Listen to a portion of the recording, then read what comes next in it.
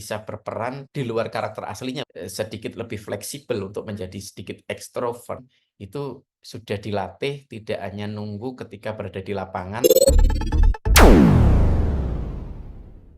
Assalamualaikum warahmatullahi wabarakatuh. Jumpa lagi dengan saya, Rudi Cahyo, masih selalu di acara Kata Rujayo, spesial edisi sepak bola. Kali ini saya akan membahas lagi tentang Timnas Indonesia, Asian Cup Boys Championship U19 yang kemarin untuk pertandingan kedua Indonesia berhasil menang atas Kamboja 2-0. Dan ini memang agak berbeda ya dengan pertandingan melawan Filipina sebelumnya yang waktu itu Indonesia bisa menang 6-0. Ya memang kalau dari sisi pertahanan Filipina kemarin sedikit agak kacau ya, pertahanannya gampang ditembus sehingga bisa sampai menang 6-0 dan itu pun ada banyak dari skema serangan dari build up yang bisa dikonversi menjadi gol. Sementara melawan Kamboja kemarin itu lebih kompak ya pertahanan mereka. Pertahanan Kamboja jauh lebih rapi, lebih bagus dan lebih sulit untuk ditembus. Bahkan gol kita, 2 gol itu dari set piece ya, dari bola mati. Golnya dihasilkan oleh pemain belakang. Jadi, Arkan Kakak masih belum cukup produktif meskipun dimainkan sejak awal dan dimainkan lebih panjang sebelum akhirnya digantikan oleh Jens Revan. Nah, kembali lagi ngomongin soal Arkan Kakak ya. Rekan Kakak ini masih belum bisa lah kalau mau membandingkan dengan Jens Reven, di mana Jens Reven itu masih cukup fluid, cukup lentur, bisa mendribling bola dan punya visi ya dalam bermain. Sementara Arkan Kakak itu masih sedikit canggung, karakternya masih belum terlalu kuat, secara mental juga belum terlalu kuat, terutama ketika berada di depan gawang.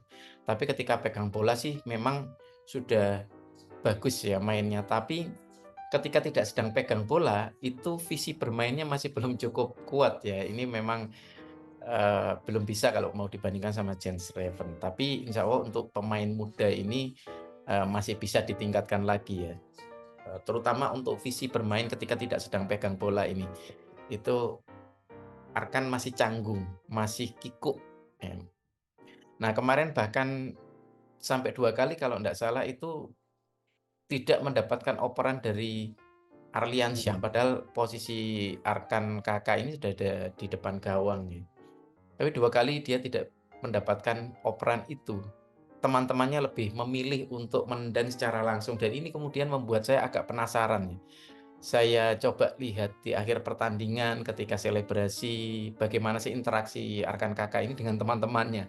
Jangan-jangan, memang agak ada sedikit miss atau mungkin ya semoga saja tidak ya, bukan masalah yang berat, tapi memang sedikit agak kaku saja. Arkan Kakak itu perlu sedikit lebih luwes, tidak hanya ketika bermain di lapangan, ketika berkoordinasi dalam permainan di lapangan, tetapi juga mungkin ketika berinteraksi di luar lapangan dengan teman-temannya. Ini, sepertinya dari cara dia berekspresi, dari gesturnya, ini bukan orang yang mudah untuk langsung larut dalam sebuah lingkungan sosial, apalagi kalau dalam lingkungan sosial yang baru. Ini masih agak canggung modelnya ya. Bukan berarti Jens Raven tidak canggung, apalagi Jens Raven kan juga, orang baru dengan budaya yang berbeda, dengan bahasa yang berbeda, tentunya harusnya jauh lebih canggung. Tapi Arkan Kakak ini perlu belajar untuk bagaimana membawa diri dan menempatkan dirinya serta lebih lentur dalam bertukar emosi, bertukar pikiran, berinteraksi dengan teman-temannya. Ini yang, eee, penting.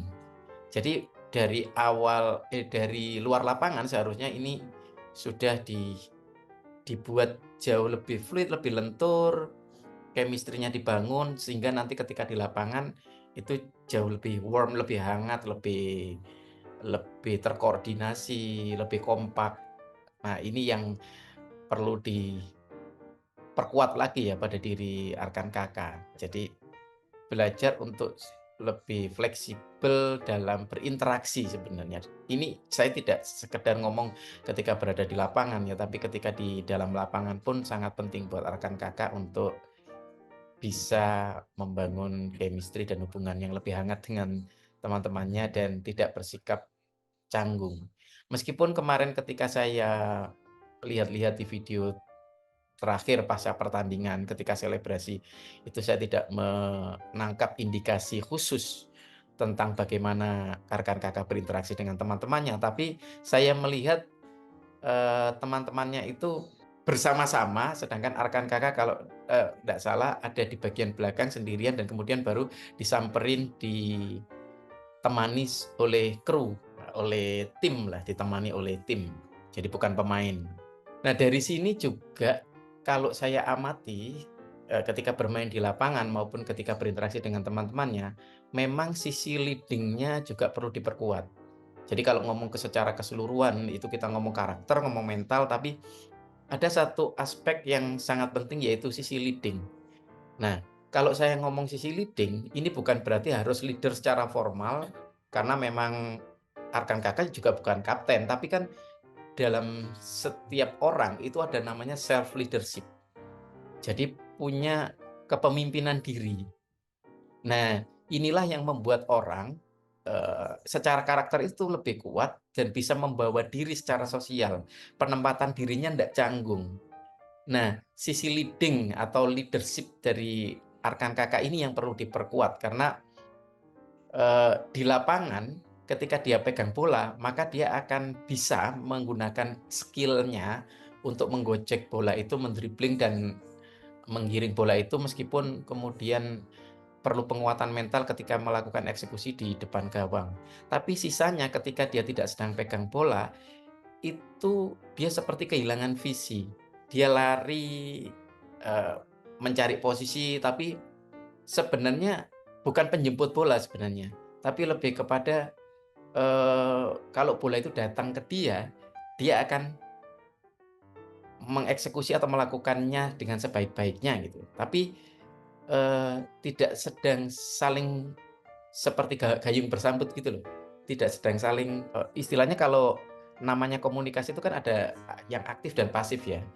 Kalau 2 orang berkomunikasi saling aktif, maka dia akan saling menjemput apa yang diomongkan. Jadi saling kalau ibaratnya, orang duet gitu ya, kayak misalnya host duet itu tiktokannya bagus gitu loh. Jadi langsung samber, saling samber kayak begitu. Tapi kalau ini, Arkan agak sedikit menunggu.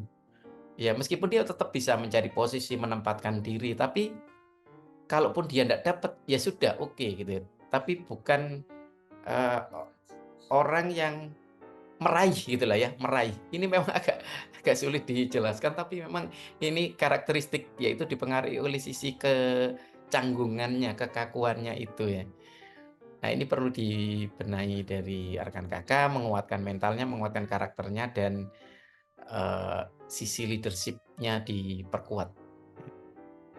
Sehingga bisa membawa diri ketika di lapangan, bisa lebih aktif dalam berkomunikasi dan berinteraksi dengan teman-temannya. Jadi tidak menunggu, ya meskipun terlepas apakah dia ekstrovert atau introvert ya, tapi tetap dalam sebuah tim itu ketika berada dalam situasi kerja ya, kalau misalnya di tim itu ya, di situasi kerja ya bisa, menempatkan diri dan bisa berperan di luar karakter aslinya. Misalnya kalau taruhlah kalau karakter aslinya introvert, maka ya ketika dalam sebuah pekerjaan, dalam sekian menit, sekian jam, ya harus bisa menjadi, sedikit lebih fleksibel untuk menjadi sedikit ekstrovert atau bisa berkomunikasi, bisa membangun chemistry, gitu ya. Apalagi kalau memang itu sudah dilatih, tidak hanya nunggu ketika berada di lapangan, tapi ketika di luar lapangan, itu juga bisa mengembangkan, sisi ekstraversinya atau sisi bisa berkomunikasi dan membangun interaksi yang fluid ya, yang lebih lentur dengan teman-temannya. Sehingga nanti ketika di lapangan itu jadi tidak kaku lagi. Itu kalau dari pengamatan saya. Demikian saya, Rudi Cahyo, dukung terus Rudi Cahyo TV dengan cara like, share, komen, dan tentu saja subscribe. Assalamualaikum warahmatullahi wabarakatuh.